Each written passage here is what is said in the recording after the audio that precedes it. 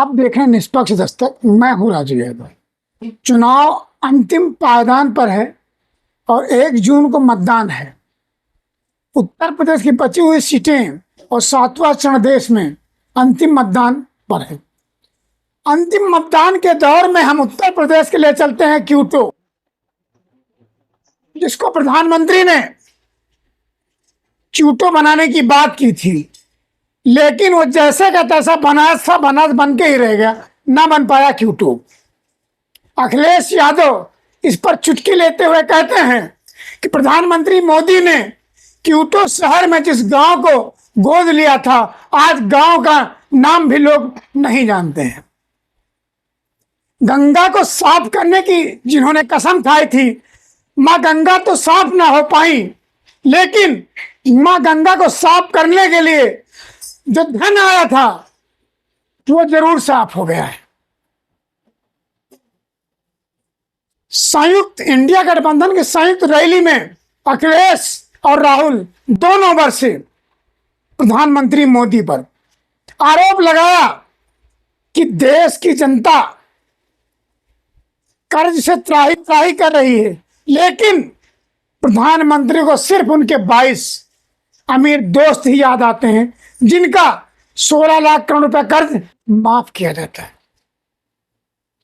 आइए मैं सुनता हूं राहुल और अखिलेश की जुबानी ही किस तरह से उनकी मुखबाणी से देश के प्रधानमंत्री मोदी के लिए आशीर्वचन निकलते हैं। सुनिए उन्हीं की जुबानी। आपके शहर में आता हूं तो मैं सोचता हूं कि मैं काशी में आया हूं कि क्योटो में आया हूं। अभी तक जब भी हमारे पत्रकार साथी मुझसे सवाल पूछते थे तो मैं एक बात कहता था उनसे कि पूरे उत्तर प्रदेश में 1 सीट के अलावा सभी सीटें गठबंधन जीतने जा रहा है। लेकिन अब जब चुनाव 7वें चरण में पहुंच गया है और जो पहले चरण से मैं जनता के अंदर गुस्सा देख रहा हूं, ये गुस्सा जो है 7वें चरण में भारतीय जनता पार्टी के खिलाफ 7वें आसमान पर होगा। जो बात मैं कहता था कि 1 सीट पर लड़ाई में हैं हम लोग, बाकी सब सीटें जीत रहे हैं, लेकिन आज मैं कह सकता हूं कि इस बार का चुनाव ऐसा चुनाव उत्तर प्रदेश का देखने को मिल रहा है कि बीजेपी के लोग जहां क्योटो को अपनी सीट मान रहे थे, ये भी सीट वो हारने जा रहे हैं। और इसलिए हारने जा रहे हैं क्या 1 और 1 जुड़ गए हैं, अब 11 हो गए हैं। और दूसरी तरफ 1 और 1 टकरा रहे हैं। हम लोग डबल ताकत हो गए हैं, वो लोग डबल जीरो हो गए हैं। जो डबल इंजन की सरकार वाले कहते थे डबल इंजन की सरकार है, लेकिन डबल इंजन की सरकार दिल्ली और लखनऊ वालों ने यहां के लोगों के साथ धोखा करने का काम किया है। यहां डबल इंजन का इस बार धुआं निकलता हुआ नजर आ रहा है, और अगर धुआं थोड़ा बहुत बचा भी होगा तो ये क्योटो के लोग मिलकर के दोनों इंजनों का धुआं निकाल देंगे।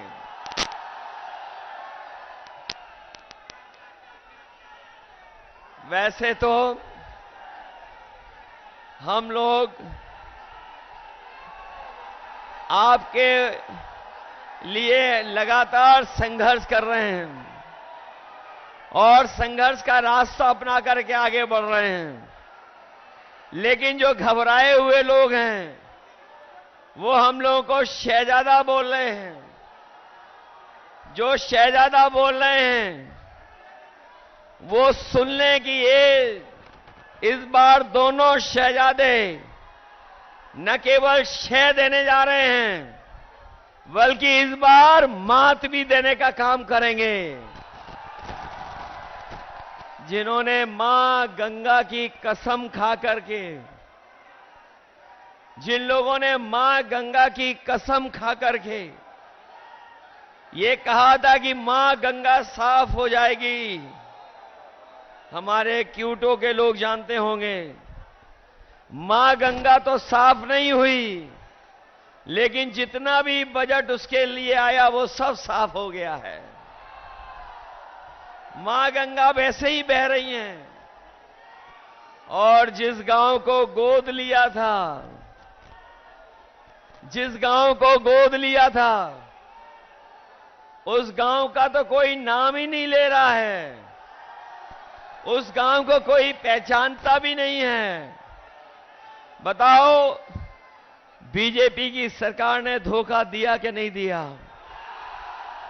और जो लोग निवेश के नाम पर बड़े बड़े आयोजन कर रहे थे, बड़े बड़े पंडाल लगवा रहे थे, सजावट कर रहे थे और कहा कि लाखों करोड़ का निवेश आएगा, लेकिन निवेश जमीन पर नहीं पहुंचा। न निवेश आया और न कारखाने लगे, न उद्योग लगे। और जो बड़े बड़े डिफेंस कॉरिडोर की बात की थी कि मिसाइल बनेंगी, टैंक बनेंगे और न जाने कौन कौन सी मिसाइलें बन जाएंगी, लेकिन आज जब 10 साल बाद पीछे मुड़ करके देखते हैं तो इन्होंने वो दिवाली का रॉकेट भी नहीं बना पाए। जो लोग डिफेंस कॉरिडोर, डिफेंस के नाम पर इन्वेस्टमेंट लाना चाहते थे, वो दिवाली का रॉकेट तो दूर, बनारस वाले जानते होंगे वो सुतली का बम भी नहीं बना पाए। बताओ G20 को आप समझते हो G20 क्या है? ये जो G20 के आयोजन हुए थे, बनारस में हुआ, देश में हुआ, आप जानते हो G20 का मतलब? G20 का मतलब है 2 गुजरात के, बाकी बीजेपी के 0। बताओ यही तो है उनका G20। जो लोग कहते थे 400 पार, जो नारा लगा रहे थे 400 पार, अब उन्हें डर सता रहा है 400 हार का। और 400 का गणित समझ में आया। उन्होंने कहा 400 पार, और 400 पार का मतलब हुआ 543 में 400 पार कितनी सीटें हुई? 143 सीटें हैं। तो ये 400 पार केवल 143 सीटें की बात कर रहे थे, और इस बार देश की 140 करोड़ की जनता इनको 140 सीट के लिए भी तरसा देंगे। और अब तो भाषा भी बदल गई। हमारे लखनऊ वाले तो योगा करते डगमगाते थे। हमारे लखनऊ वाले वो जब योगा करते थे तो वो डगमगा जाते थे। अब तो सुनने में आया है कि काशी के डर से, क्यूटो के हार के डर से उनकी जवान भी डगमगाने लगी है और कैसी कैसी बातें कहने लगे हैं। ये देश की जनता उनकी नकारात्मक राजनीति को सुनना नहीं चाहती है, उनकी पुरानी कहानियों को सुनना नहीं चाहती है, उनके घिसे पिटे डायलॉगों को सुनना नहीं चाहते, जिन्होंने बहुत कुछ सुनाया और कहा कि अच्छे दिन आएंगे। बनारस वाले जानते होंगे कि उनके अच्छे दिन तो नहीं आए, लेकिन हम इंडिया गठबंधन के लोग आपको भरोसा दिला सकते हैं, जो अच्छे दिन की बात कर रहे थे, अच्छे दिन नहीं लाए। कम से कम हम गठबंधन के लोग आप क्यूटो से जिता देना, हम खुशियों का दिन लेकर के आएंगे। और जो लोग मनमर्जी हैं, जिन्होंने मनमर्जी से काम किया, दिन रात हम लोगों को मन की बात सुनाई, देश की जनता मन की बात नहीं सुनना चाहती है। देश की जनता संविधान की बात सुनना चाहती है, संविधान की बात हो। इसलिए ये चुनाव जहां हमारे आपके भविष्य का है, वही हमारे आने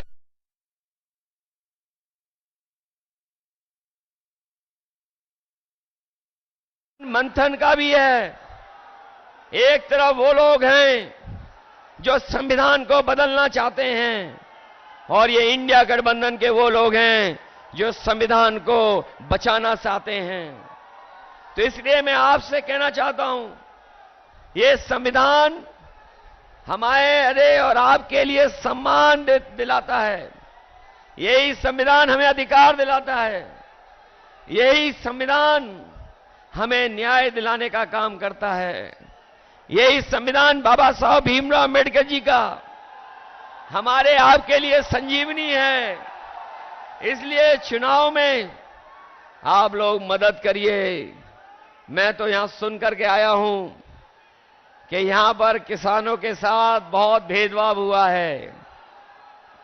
यहां के किसानों को अपनी जमीन को बचाने के लिए अपमानित होना पड़ा, लाठी खाने पड़ा, झूठे मुकदमों का सामना करना पड़ा, कई साथियों को जेल जाना पड़ा। हम अपने किसान भाइयों को कह के जा रहे हैं, समाजवादी पार्टी और इंडिया गठबंधन की सरकार बनने जा रही है। 4 जून के बाद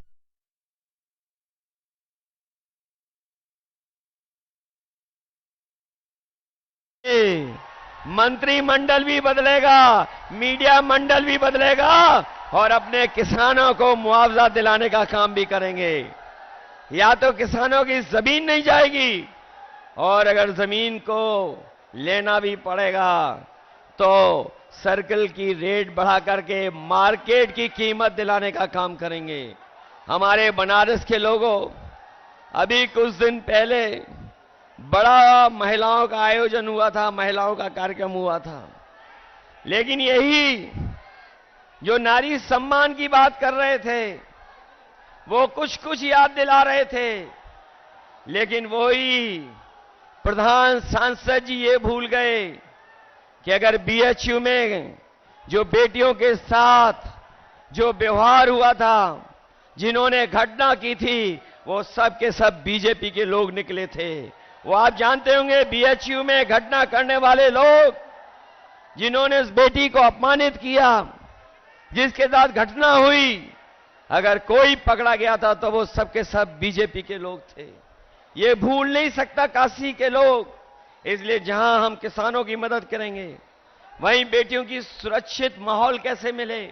और हमारे नौजवानों ने वो समय भी देखा है कि जहां पर हर परीक्षा का पेपर लीक हो गया, कोई परीक्षा सरकार नहीं करा पाई, न केवल परीक्षा करा पाई, बल्कि बड़ी संख्या में हमारे पूर्वांचल के नौजवान पक्की वर्दी पहन करके देश की सेवा करने के लिए दिन रात मेहनत करते थे। वो फौज की नौकरी भी इन्होंने आधी अधूरी बना दी। हम अपने नौजवानों को कह के जा रहे हैं, हम समाजवादी लोग और इंडिया गठबंधन के लोग कभी भी अग्निवीर जैसी व्यवस्था को स्वीकार नहीं कर सकते हैं। जब भी सरकार में आएंगे, वही पक्की नौकरी, वही पक्की वर्दी अपने नौजवानों को पहनने का मौका देंगे। न केवल वर्दी अग्निवीर खत्म होगी, बल्कि नौकरियों को बढ़ा करके ज्यादा से ज्यादा फौज में अपने नौजवानों को नौकरी देने का मौका देंगे। इसलिए मदद करिए आप लोग, मदद करोगे सब लोग। ऐसा तो नहीं हो कि ये जो देश और पूरे देश के भाजपा के नेता आ गए हैं, वो अगर मैनेजमेंट करेंगे तो मैनेजमेंट के चक्कर में तो नहीं फंस जाओगे। ये तो पता होगा आपको कि पूरे के पूरे देश के लोग आ गए हैं, देश के लोग आ गए हैं, वो मैनेजमेंट करने पे लगे हुए हैं। और ये भी सुनने में आया है कि ये बूथ तक नहीं पहुंचने दे रहे हैं वोट डालने के लिए। बताओ हमारे नौजवान साथियों, ऐसा तो नहीं है कि बूथ पर नहीं पहुंचोगे आप लोग, घबरा तो नहीं जाओगे आप लोग? चुनाव चिन्ह तो पता है ना आपको? हमारे अपने सभी समाजवादियों से और कांग्रेस के साथियों से अपील है कि ये गठबंधन के प्रत्याशी अजय राय जी है और उनका चुनाव चिन्ह क्या है? कांग्रेस का चुनाव चिन्ह है पंजा की नहीं है, इसलिए मदद करिए इनकी, मदद करोगे सब लोग?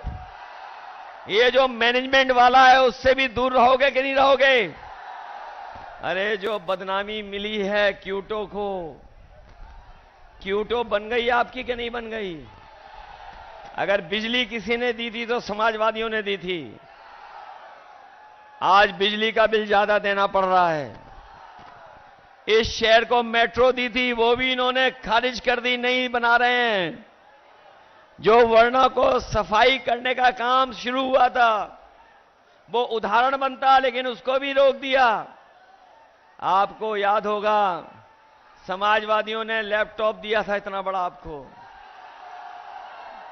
जहां होगा वो आज भी चल रहा होगा, उसी की नकल करके इन्होंने भी कुछ दिया है।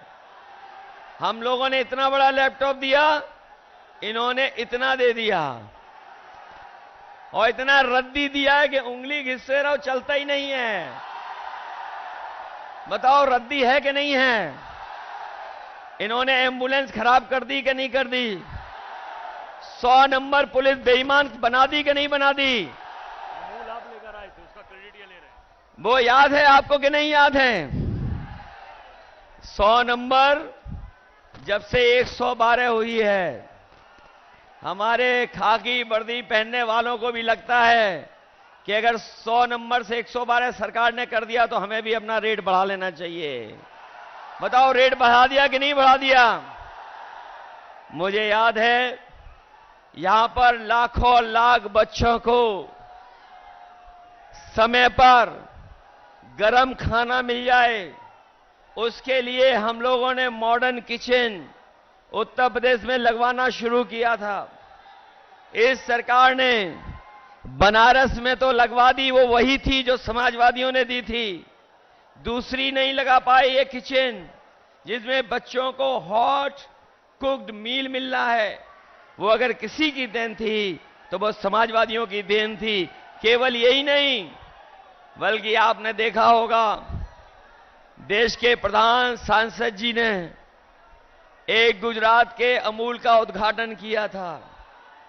वो अमूल का प्लांट बीजेपी की देन नहीं थी। वो अगर कोई यूपी में उस समय लेकर के आया था तो कानपुर में, लखनऊ में और वाराणसी में उस समय लगाने का अमूल का 5 लाख लीटर प्रति दिन के दूध के प्रोक्योरमेंट का प्लांट अगर किसी ने लगाने का काम शुरू किया था तो वो समाजवादी लोग थे, भारतीय जनता पार्टी वाले नहीं थे। इसलिए काशी के विकास के लिए और जिन्होंने क्योटो का नाम लेकर के धोखा दिया आपको, हमारे जितने नौजवान हैं ये सब मोबाइल चलाना जानते हैं। मोबाइल चलाना जानते हो कि नहीं जानते हो? कभी क्यूटो की तस्वीर देखी है कि क्यूटो क्या है? मुझे याद है कभी मैं क्यूटो गया था तो टोक्यो से बुलेट ट्रेन में गया था। बताओ बुलेट ट्रेन आ गई क्या नहीं आ गई? आपकी क्यूटो बन गई कि नहीं बन गई? इसलिए आपको जिन्होंने धोखा दिया हो, काशी को जिसने क्यूटो बनाने का सपना दिखाया हो और मां गंगा की कसम खा करके मां गंगा को साफ करने का संकल्प लिया हो, बताओ सब धोखा मिला कि नहीं मिला? ऐसी झूठ बात बोलने वालों के लिए, ऐसे झूठे वादे करने वालों के खिलाफ आप लोग मतदान कर देना और अजय राय जी को ऐतिहासिक वोट देकर के उन्हें जिताने का काम करना। ये सबका स्वागत। ये भैया प्रेस के मित्रों कहता हूं, मगर ये हमारे मित्र नहीं है। ये अदानी के मित्र हैं। 24 घंटा कभी अंबानी जी की शादी दिखाएंगे, कभी नरेंद्र मोदी जी का चेहरा। आपने मोदी जी के इंटरव्यू देखे आजकल? देखे? वो 4-5 चमचों वाले देखे? अखिलेश जी से सवाल पूछते हैं, उल्टे सीधे सवाल पूछते हैं, मुश्किल सवाल पूछते हैं। प्रेस कॉन्फ्रेंस में मेरे से कोई भी सवाल पूछ लेते हैं, मगर नरेंद्र मोदी जी के इंटरव्यू में 4 चमचे बैठते हैं और नरेंद्र मोदी जी से पूछते हैं, प्रधानमंत्री जी आप आम कैसे खाते हो? आप आम को छुरे से काट के खाते हो, छील के खाते हो या फिर चूस के खाते हो? नरेंद्र मोदी जी कहते हैं, थोड़ी देर सोचकर ऐसे ऊपर की ओर देख के कहते हैं, मैं कुछ नहीं करता हूं, मैं बाकी हिंदुस्तानियों जैसे बायोलॉजिकल नहीं हूं, मैं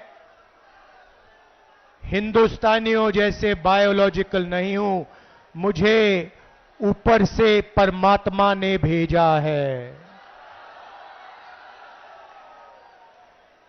हम सब बायोलॉजिकल, नरेंद्र मोदी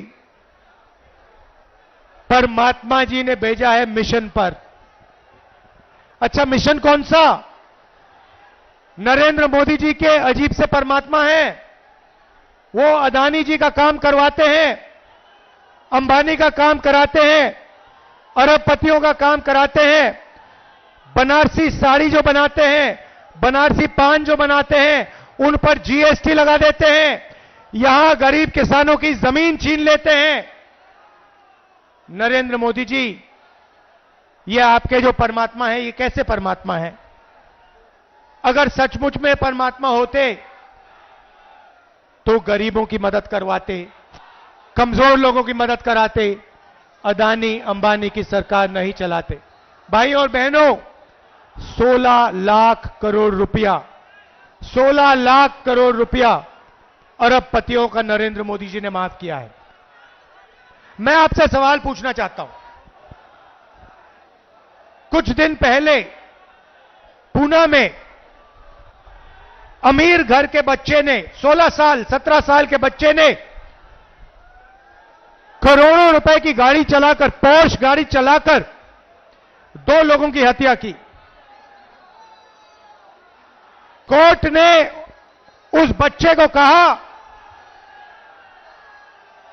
कि 300 शब्द का तुम ऐसे लिखो।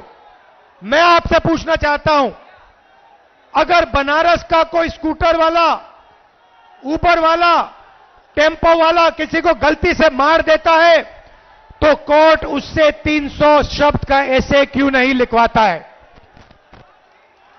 अमीर घर का बेटा लोगों को मारता है, उससे कहते हैं 300 शब्द का ऐसे लिखो, और गरीब घर का बेटा किसी को मारता है, गलती से मारता है, ऑटो रिक्शा चलाते हुए मारता है, ट्रक चलाते हुए मारता है, बस चलाते हुए मारता है, तो उससे कहते हैं ये लो 10 साल की जेल काटो और चाबी उठा के फेंक देते, हथकड़ी लगा देते हैं। यह है नरेंद्र मोदी का हिंदुस्तान, अरबपतियों का।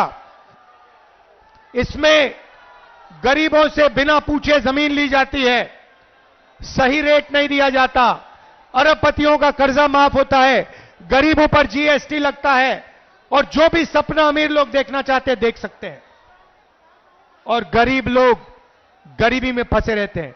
उन्हीं चमचों ने नरेंद्र मोदी जी से सवाल किया, कहते हैं नरेंद्र मोदी जी, कहा जा रहा है कि हिंदुस्तान में अमीर लोग अमीर होते जा रहे हैं और गरीब लोग गरीब होते जा रहे हैं, इसके बारे में आप क्या सोचते हो? नरेंद्र मोदी जी ने 20-25 सेकंड सोचा, ऐसे सोचा,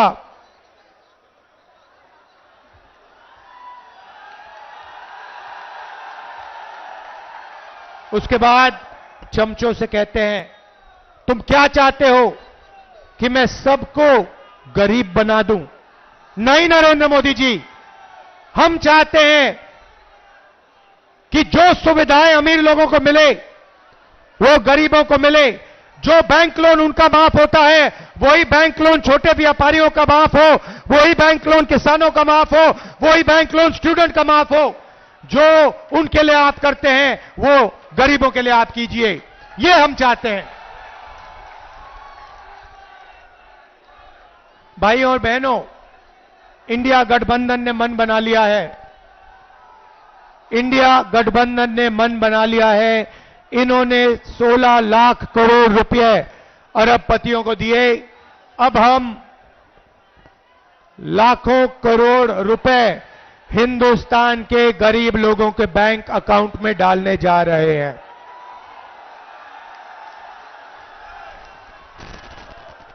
महालक्ष्मी योजना हिंदुस्तान के सारे गरीब परिवारों की लिस्ट बनेगी। हर परिवार में से एक महिला का नाम चुना जाएगा। इस पवित्र काशी में लाखों लोगों के नाम इस लिस्ट पे आएंगे। जिनकी जमीन छीनी गई है उन परिवारों के नाम इस लिस्ट पे आएंगे। जिन पर गलत जीएसटी लगाई गई है उन परिवारों के नाम इस लिस्ट पर आएंगे। बेरोजगार युवाओं के परिवारों के लिस्ट के नाम परिवारों के लिस्ट पे आएंगे। और फिर 5 जुलाई को आप अपना बैंक अकाउंट सुबह देखोगे। काशी में लाखों परिवार अपना बैंक अकाउंट चेक करेंगे और हिंदुस्तान इंडिया की सरकार ने आपके बैंक अकाउंट में खटाक से 8,500 रुपए डालने हैं। जुलाई में 8,500, अगस्त 8,500, सितंबर 8,500, अक्टूबर, नवंबर, दिसंबर, जनवरी 8,500। खटाखट खटाखट खटाखट खटाखट अंदर लाखों करोड़ रुपए हम आपको देने जा रहे हैं। यहां जो किसान हैं, आपकी इन्होंने जमीन छीनी। हम जमीन अधिग्रहण बिल लाए थे, नरेंद्र मोदी ने रद्द किया। हमें धमकाया कि इस बिल के लिए नहीं लड़ो। हम लड़े, मगर तब भी इन्होंने स्टेट लेवल पे इस बिल को रद्द किया।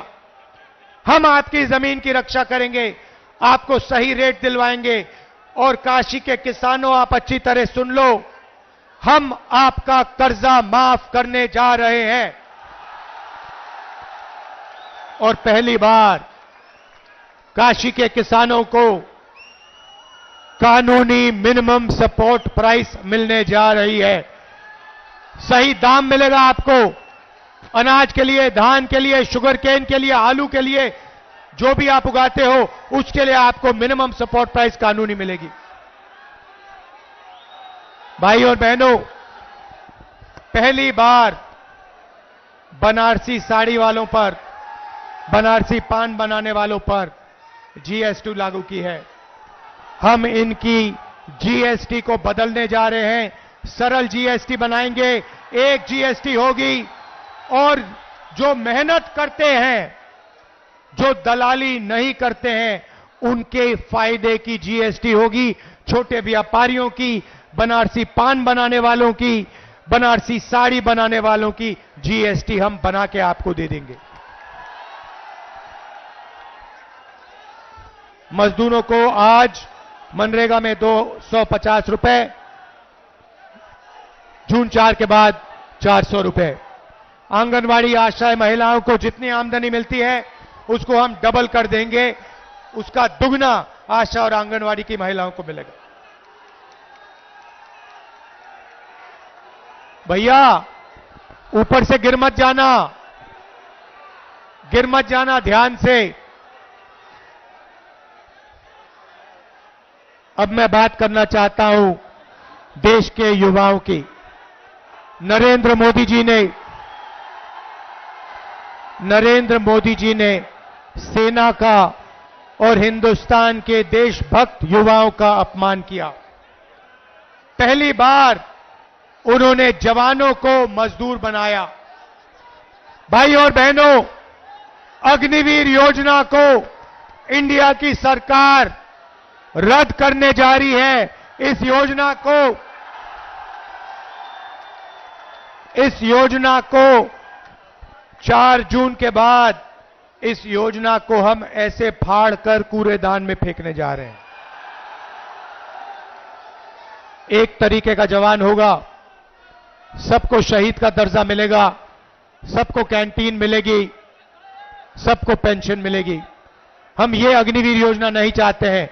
अग्निवीर योजना के माध्यम से नरेंद्र मोदी जी चाहते हैं कि अमीर घर के बेटों को, बच्चों को पेंशन मिले, शहीद का दर्जा मिले, कैंटीन मिले, परिवार की रक्षा हो, और गरीब घर के बच्चों को कहा जाए, शहीद होने के बाद उनके परिवारों को कहा जाए कि हिंदुस्तान की सरकार आपकी देखभाल नहीं करेगी, आपको पेंशन नहीं मिलेगी, आपको शहीद का दर्जा नहीं मिलेगा। ये योजना बेकार की योजना है, नरेंद्र मोदी जी की योजना है। इसको हम खत्म करने जा रहे हैं, कूड़ेदान में फेंकने जा रहे हैं। बेरोजगार युवाओं को हमारा पहला काम 30 लाख सरकारी नौकरी देने का होगा। खाली पड़ियां आपके हवाले कर देंगे। भाइयों और बहनों, सच्चाई यह है कि नरेंद्र मोदी जी ने नोटबंदी की, युवाओं से रोजगार छीना, छोटे व्यापारियों को खत्म किया, स्मॉल मीडियम बिजनेस खत्म किया, अरबपतियों को फायदा पहुंचाया। युवाओं को हम पहली नौकरी पक्की योजना देने जा रहे हैं। बैंक में खटाखट 8,500 रुपए, साल का 1 लाख रुपए, बेहतरीन ट्रेनिंग, 1 साल की नौकरी, बैंक अकाउंट में 1 लाख रुपए, प्राइवेट सेक्टर, पब्लिक सेक्टर, सरकारी अस्पताल, सरकारी कॉलेज, सरकारी ऑफिसेज में। हिंदुस्तान को बदलने की 2 योजनाएं हैं। पहली नौकरी पक्की, महालक्ष्मी योजना। भाइयों और बहनों, इसके पीछे सोच है। उन्होंने अरबपतियों के बैंक अकाउंट में पैसा डाला, अरबपतियों ने इस पैसे को अमेरिका में, जापान में, दुबई में खर्चा। हम आपके बैंक अकाउंट में पैसा डाल रहे हैं, आप इसको काशी में, वाराणसी में, उत्तर प्रदेश में, बाकी प्रदेशों में खर्च करोगे। आपने सुना राहुल अखिलेश ने किस तरह से बाबा विश्वनाथ की धाम, विश्वनाथ की नगरी, बाबा भोलेनाथ की नगरी बनारस में किस तरह से सत्ता दल पर दोनों शहजादे बरस रहे थे। शहजादों ने साफ साफ कह दिया, इस बार शहजादे सह नहीं देंगे, उनको मात देंगे। देश की जनता, क्यूटो की जनता उन्हें मात देने जा रही। अखिलेश यादव ने कहा 5वें चरण तक तो एनडीए गठबंधन तो जीत रहा था, लेकिन अंतिम दौर में लग रहा है कि वो ये भी नहीं जीत पाएगा। खैर, नतीजे आएंगे, क्या होता है ये तो वक्त नहीं करेगा।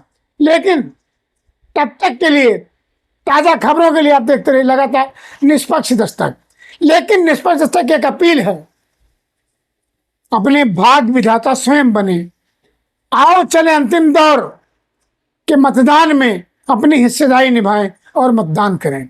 धन्यवाद।